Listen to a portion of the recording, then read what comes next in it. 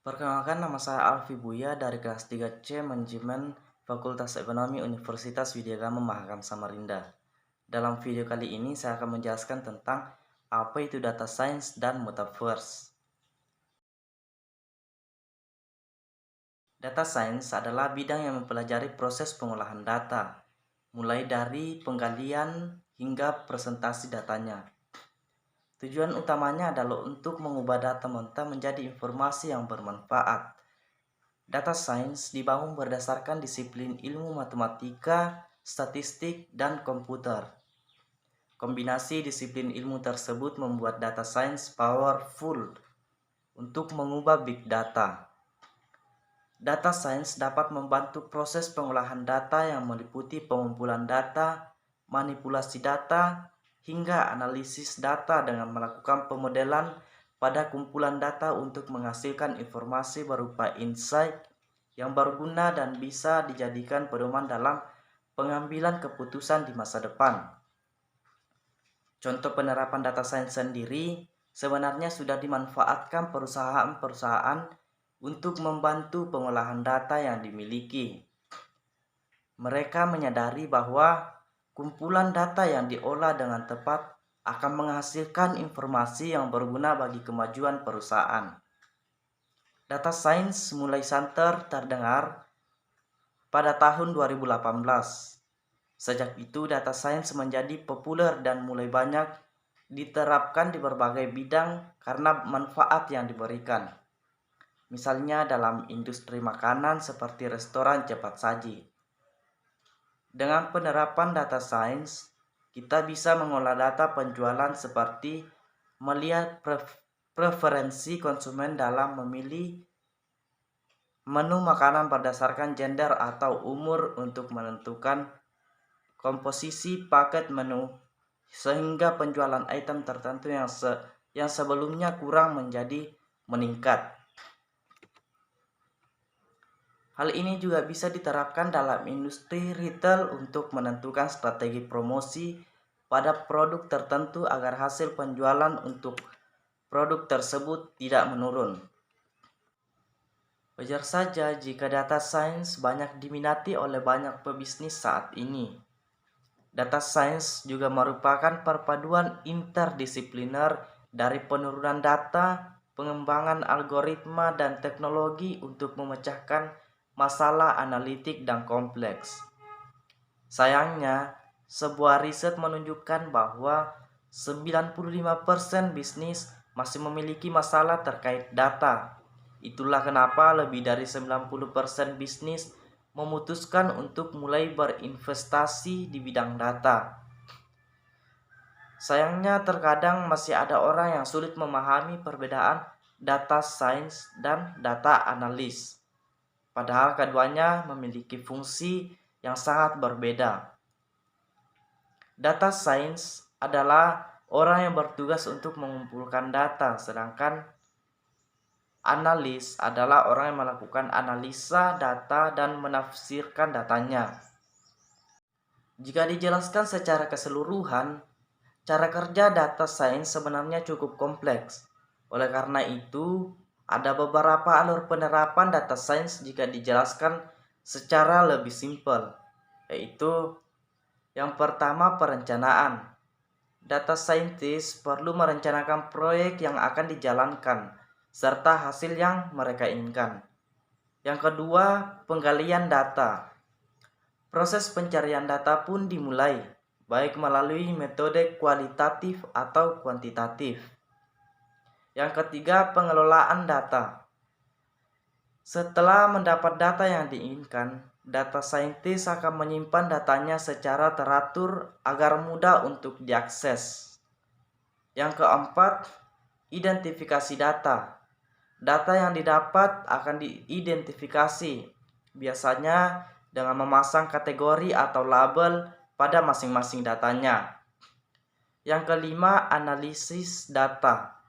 Pada fase ini, setiap data akan diolah dan dianalisis agar bisnis bisa mendapat informasi yang diinginkan. Yang keenam, visualisasi data. Informasi yang diperoleh akan ditafsirkan ke dalam format yang lebih mudah dipahami. Contohnya seperti grafik laporan. Kemunculan big data disebut-sebut sebagai faktor utama meningkatnya minat terhadap profesi di lingkup data science, seperti data scientist, data analis, data engineer, dan lain sebagainya. Hal ini karena hampir di seluruh perusahaan tengah memberikan perhatian lebih kepada data-data yang mereka miliki. Dengan memanfaatkan data melalui olahan, perusahaan bisa mendapatkan informasi penting yang berguna bagi kemajuan bisnis perusahaan. Oleh karena itu, kini banyak orang saling berlomba mempelajari data science untuk dapat menguasai skill-skill sebagai praktisi data. Data science adalah topik diskusi yang sangat luas dan subjektif. Data science bukan sebuah bidang yang berdiri sendiri. Bidang ini merupakan kombinasi dari berbagai bidang termasuk ilmu komputer, matematika, statistik, dan strategi bisnis. 3 komponen yang terlibat dalam data science adalah organizing, packaging, dan delivering data, di mana organizing adalah proses penyimpanan data yang digabungkan dengan manajemen data. Packaging data merupakan proses manipulasi dan penggabungan data mentah yang akan direpresentasikan. Dan delivering data merupakan proses untuk memastikan bahwa pesan data telah diakses oleh mereka yang memerlukannya. Data science mencakup semua alat, teknik, dan teknologi yang akan membantu kita menangani peningkatan aliran data tersebut. Data science telah banyak dibicarakan di berbagai kegiatan, baik di diskusi kelompok, seminar, pelatihan, dan acara lain. Profesi yang berkaitan dengan data science, kepopulerannya membuat data science menjadikan profesi terkait data science yang menjanjikan. Mulai banyak perusahaan yang mencari praktisi data handal. Profesi sebagai praktisi data yang paling banyak dicari yaitu data scientist, data engineer, dan data analis. Pendapatan untuk profesi tersebut bisa mencapai 2 digit. Walaupun sama-sama mengolah data menggunakan data science, ketiga profesi tersebut memiliki role yang berbeda. Data engineer bertugas membangun dan memelihara infrastruktur data serta memastikan data mudah diakses ketika diperlukan. Data scientist bertugas melakukan pengolahan data yang sudah dikumpulkan oleh data engineer. Sedangkan data analis bertugas membersihkan, menganalisis, dan memvisualisasikan data. Profesi terkait data sains hingga saat ini masih memberikan peluang karir yang cukup besar. Selain itu, data science bisa dipelajari oleh siapa saja tanpa harus memiliki background IT. Jadi, jika kamu ingin berprofesi sebagai praktisi data, pahami pengertian data science dengan baik agar tidak salah makna sehingga bisa menerapkannya dengan tepat. Metaverse akhir-akhir ini menjadi topik hangat yang diperbincangkan masyarakat. Nama Metaverse mulai booming semenjak Facebook mengumumkan rebranding yang mereka lakukan menjadi Meta. Istilah Metaverse menjadi trending topik. Lalu apa itu Metaverse yang sedang ramai ini? Nama tersebut merupakan rebranding dari fokus perusahaan yang kini melebarkan sayapnya dengan membuat dunia virtual yang disebut Metaverse. Istilah Metaverse merujuk secara luas pada gagasan tentang dunia virtual yang dapat diakses oleh banyak orang walaupun menggunakan perangkat berbeda. Metaverse digambarkan sebagai ranah online yang sepenuhnya imersif, terlihat mirip dengan dunia nyata tetapi dihasilkan oleh komputer.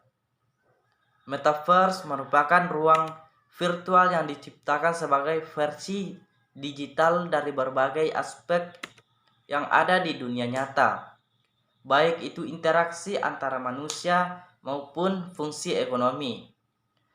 Dalam metaverse, manusia akan mengenal istilah virtual reality atau VR yang ditandai dengan pemakaian dunia virtual yang lebih berkelanjutan. Facebook bukan satu-satunya perusahaan yang mengembangkan teknologi metaverse ini. Namun perusahaan Mark Zuckerberg yang kini bersama Meta ini menjadi salah satu yang mempopulerkannya. Adapun misi Zuckerberg mengatakan metaverse adalah evolusi selanjutnya untuk jejaring sosial. Untuk mewujudkannya, orang perlu memakai headset VR atau kacamata augmented reality yang menempatkan dunia digital ke dunia nyata.